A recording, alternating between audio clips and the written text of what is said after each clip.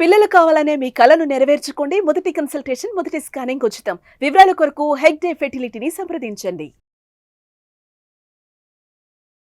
నమస్తే శ్రావణ్ గారు. నమస్తే ఉషా గారు. Mindful millionaire, live rich, happy and successful life part 21. ఇప్పటివరకు 20 ఎపిసోడ్లు మనం చేస్తూ వచ్చాము. ఇందులో చాలా విషయాలు మనం మాట్లాడడం.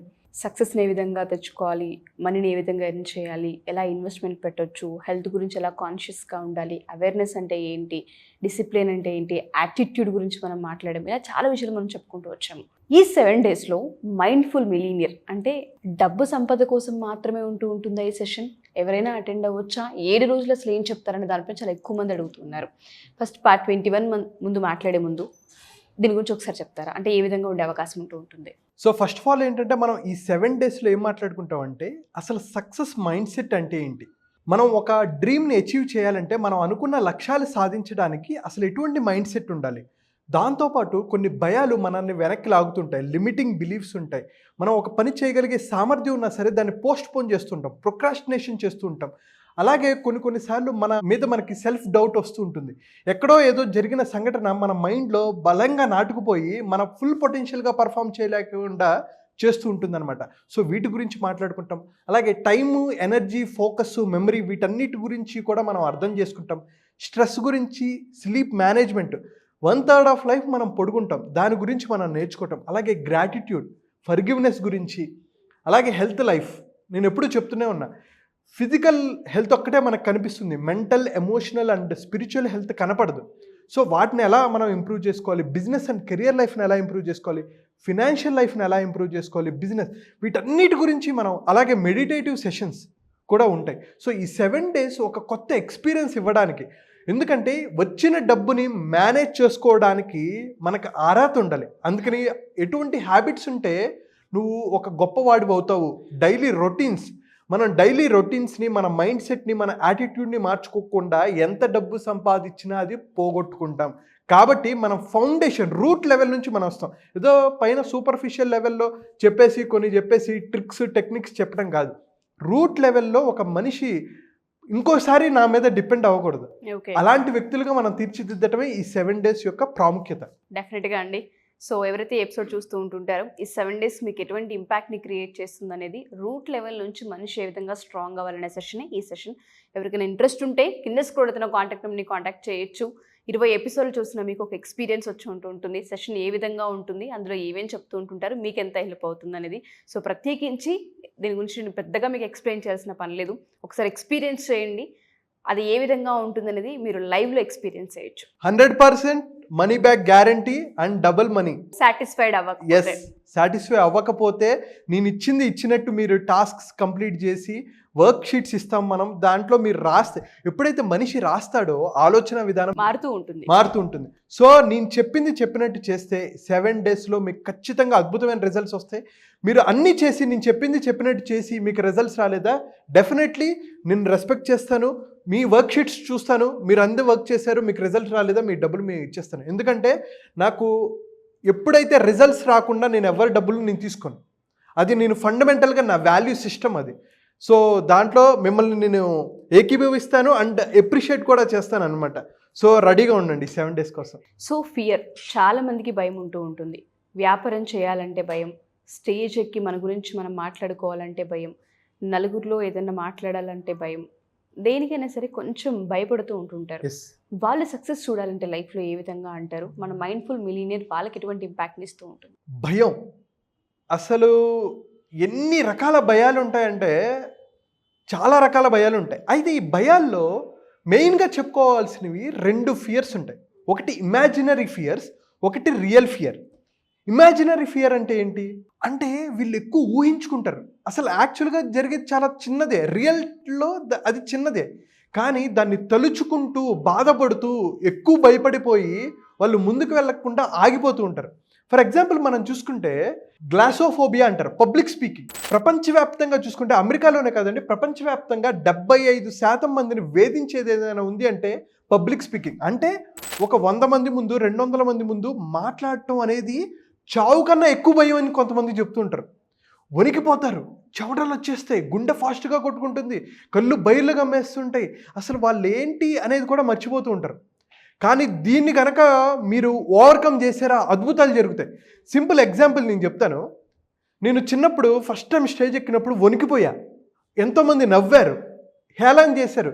అరే అరే ఎందుకురా నువ్వు ఈ మాత్రం చెప్పడానికి స్టేజ్ ఎక్కేవా అన్నారు. ఒకసారి అన్నారు, 2 సార్లు అన్నారు. కానీ ఆ టైంలో కనుక నేను వెనక అడుగు వేసినట్టుంటే నేను ఎప్పటికీ స్టేజ్ ఎక్కడానికి భయపడేవాళ్ళు. కానీ ఇప్పుడు నేను 1000 మంది ముందు అనర్గళంగా గంటల సేపు నేను మాట్లాడగలను. దానివల్ల నేను ఎంత పొందాను అంటే ఎంతోమంది ప్రేమ, నేను గౌరవాన్ని. నేను ఎప్పుడైనా కొన్నిసార్లు కాలేజెస్కి వెళ్ళినప్పుడు చూడండి రౌండ్ అప్ చేసేస్తారనమాట సెషన్ అయిన తర్వాత. Sir wonderful session sir. Even కొంతమంది స్టూడెంట్స్ రష్యాలో మెడిసిన్ చేస్తున్న వాళ్ళు కూడా సార్ మీరు అప్పుడు చెప్పిన సెషన్ నాకు ఇంకా గుర్తుందని చెప్తారు. ఇది నా గొప్పతనం కోసం చెప్పట్లా, ఇది అందరికీ ఎక్స్పీరియన్స్ అవుతుంది. లైఫ్లో ఒక టైం మనం స్టేజ్ మీదకి ఎక్కి మాట్లాడాలంటే భయపడతాం, మన వ్యూస్ని షేర్ చేసుకోవడానికి భయపడతాం. కానీ ఇది ఎప్పుడైతే జరిగిందో మనం అప్పుడు ఆగిపోయామా, మనం లైఫ్లో ఎప్పటికీ ముందుకెళ్ళాం. నేను ఈరోజు చిరంజీవి గారిని కలిసి ఆయన అప్రిషియేషన్ నేను పొందాను అంటే నేను ఇలాంటి ఫియర్స్ని, లిమిటింగ్ బిలీఫ్స్ని ఎంతమంది క్రిటిసైజ్ చేస్తారు వాటన్నిటిని దాటుకుంటూ వచ్చాను కాబట్టి అవుతుంది.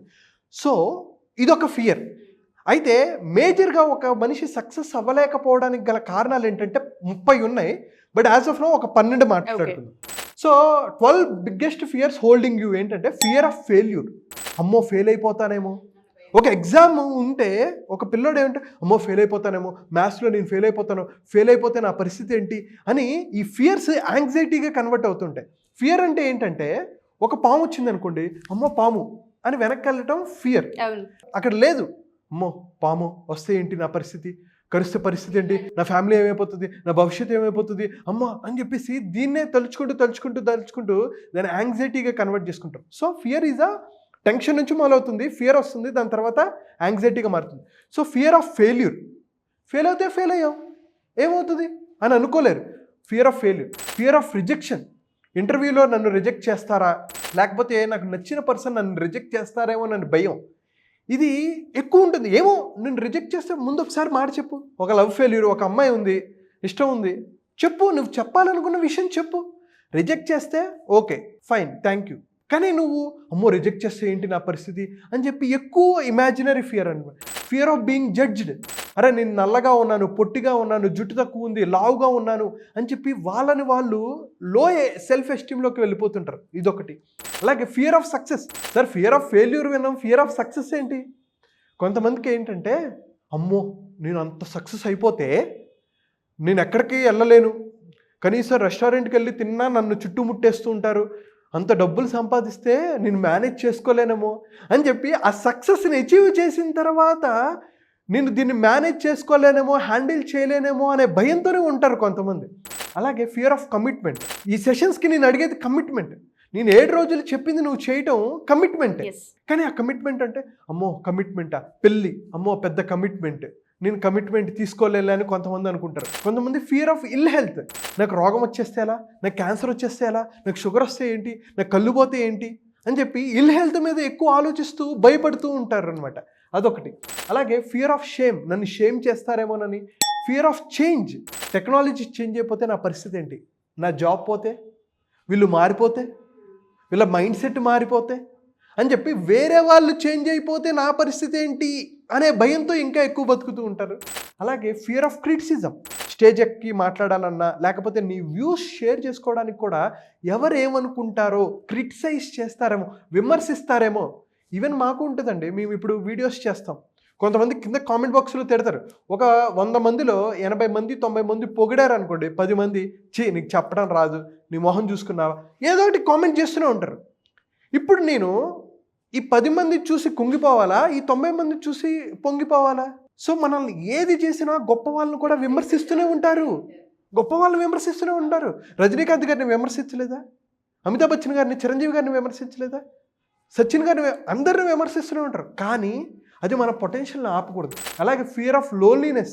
ఇది పెద్దవాళ్ళకి ఎక్కువ ఉంటుంది, అదొకటి. And fear of being అన్లవ్డ్.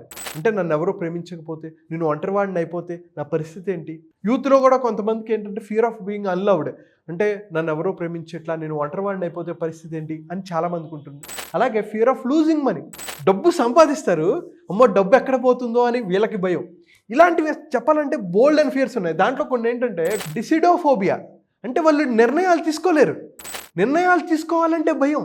తర్వాత ఇంకా చూడండి గామాఫోబియా, పెళ్లి చేసుకోవాలన్నా రిలేషన్షిప్లోకి వెళ్ళాలన్నా వీళ్ళకి భయం. ఎందుకంటే వీళ్ళకి పాస్ట్ ఎక్స్పీరియన్స్ ఏదో ఉంది, ఏదో బ్రేకప్ అయి ఉండొచ్చు, లేకపోతే డివోర్స్ అయి ఉండొచ్చు, ఇంకా నాకొద్దు, నేను ఇలానే ఉంటాను, నేను ముందుకు వెళ్ళను అని చెప్పి ఆగిపోతూ ఉంటారు.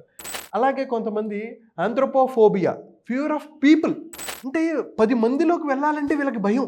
వీళ్ళకి మంచి స్కిల్స్ ఉంటాయి, టాలెంట్ ఉంటుంది, కానీ జనాల్లోకి వెళ్ళాలంటే భయం, మాట్లాడాలంటే భయం. 10 మందిని చూస్తే మూలకెళ్ళిపోతారనమాట వీళ్ళు, అదొక ప్రాబ్లం. అండ్ అలాగే మనం మాట్లాడుకుంటే చూడండి, యాంటిలోఫోబియా, ఇంపర్ఫెక్షన్, అంటే నేను పర్ఫెక్ట్గా ఉంటేనే నేను ఈ పని చేస్తా, లేకపోతే చేయను. అంటే వాళ్ళు పర్ఫెక్ట్గా లేరు అని చెప్పి వీళ్ళు ఎక్కువ విమర్శిస్తూ ఉంటారు, వాళ్ళని ఎక్కువ విమర్శించుకుంటూ ఉంటారు. అండ్ అలాగే ఒబిసోఫోబియా, అమ్మో ఇది తింటే నేను లావైపోతానేమో, లావైపోతే నా పరిస్థితి ఏంటి అని చెప్పి దీని గురించి ఎక్కువ ఆలోచించే వాళ్ళు ఉన్నారు. చూడండి, ఆటోఫోబియా, ఒంటరిగా ఉండడానికి భయపడతారు, ఒంటరిగా ఉండలేరు వీళ్ళు, కానీ వాళ్ళ జీవితంలో ఎక్కువ భాగం ఒంటరిగానే ఉంటూ ఉంటారు, ఇదొకటి. తర్వాత చూస్తే డెప్నోఫోబియా అంటే వీళ్ళది ఏంటంటే పరిస్థితి, ఒక ఫంక్షన్కి వెళ్ళారు అనుకోండి, లేకపోతే ఒక రెస్టారెంట్కి వెళ్ళారు, వీళ్ళు నలుగురితో కలిసి కూర్చొని తినలేరు. అమ్మో అందరూ నా వైపు చూస్తున్నారేమో, చూస్తుంటే నాకేంటోలా అనిపిస్తుంది, వీళ్ళ మధ్యలో నేను కూర్చొని తినగలనా అని చెప్పేసి వాళ్ళు కూడా మళ్ళీ ప్లేట్ పట్టుకుని ఎక్కడికో మూలకెళ్ళి ఫాస్ట్గా తినేస్తుంటారు. అమ్మ ఎవరు చూడట్లేదు కదా అని అనుకుంటూ తింటూ ఉంటారు. సో ఇలాంటివి ఎన్నో ఫియర్స్, ఇంకా మాట్లాడుకుంటే దీని గురించి నేను 1.5-2 గంటలు దీని గురించి మాట్లాడతాను. అయితే జీవితంలో ఫియర్లెస్గా ఉండాలి అని నేను చాలాసార్లు చెప్తుంటాను.